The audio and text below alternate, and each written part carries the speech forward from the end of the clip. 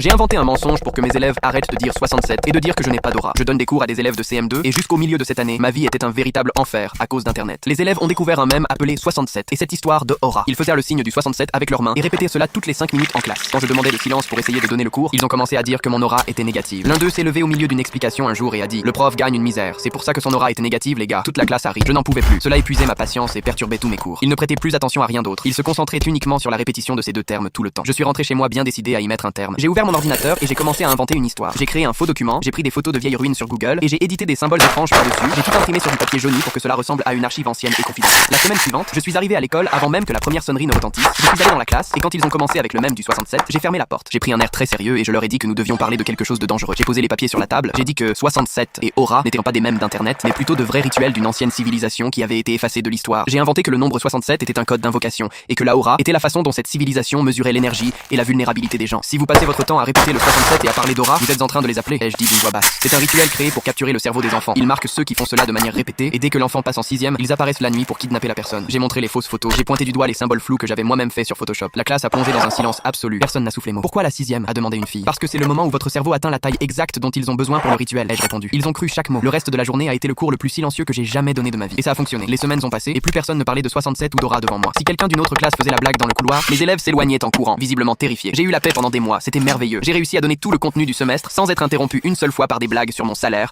ou sur mon énergie. Tout allait parfaitement bien jusqu'à la dernière semaine de cours. J'étais dans la salle des profs en train de corriger des copies quand la secrétaire m'a appelé. Elle a dit que le directeur voulait me voir dans son bureau et que les parents de l'un de mes élèves étaient là. Quand je suis entré, sa maman était furieuse. Elle a commencé à me hurler au visage, disant que son fils ne dormait plus depuis 3 jours, qu'il pleurait au milieu de la nuit et qu'il était terrifié à l'idée d'aller en 6ème l'année prochaine. Il leur avait raconté toute l'histoire de la civilisation ancienne et du kidnapping de cerveau. Il avait tellement peur qu'il avait préparé un sac à dos avec des vêtements et avait dit à ses parents qu'il voulait fuir le pays avant que la malédiction du 67 ne l'attrape. Le directeur m'a regardé en attendant une explication. J'ai dû m'asseoir là et tout avouer devant eux. J'ai expliqué les mêmes, le manque de respect constant en classe et comment j'avais inventé l'histoire et les fausses preuves juste pour pouvoir faire court. Les parents n'ont pas trouvé ça drôle du tout. Ils ont menacé d'aller au rectorat, m'ont traité d'irresponsable et ont dit que j'étais une personne horrible pour faire ça à des enfants. Le directeur a dû intervenir en disant que des mesures sérieuses seraient prises en interne. Ils sont partis et le directeur m'a donné un avertissement formel par écrit. Vous ne pouvez pas terroriser les élèves parce que vous avez perdu le contrôle de la classe, a-t-il dit en signant le papier et en le poussant vers moi. J'ai signé l'avertissement. Ce matin-là, j'ai été obligé de retourner en classe et de dire la vérité. Je me suis arrêté devant mes élèves et j'ai dit: l'histoire du 67 et de l'aura était un mensonge. J'ai tout inventé et j'ai édité ces photos sur ordinateur. Personne ne va kidnapper votre cerveau en 6ème. Toute la classe a poussé un grand cri d'indignation. Un élève m'a regardé et a chuchoté à son camarade d'à côté. Je savais que c'était un mensonge. Le prof a une aura vraiment négative. J'ai ignoré le commentaire, je me suis tourné vers le tableau et j'ai continué le cours. J'ai rangé le papier de l'avertissement dans mon sac. Honnêtement, l'avertissement en valait la peine pour ces mois de paix.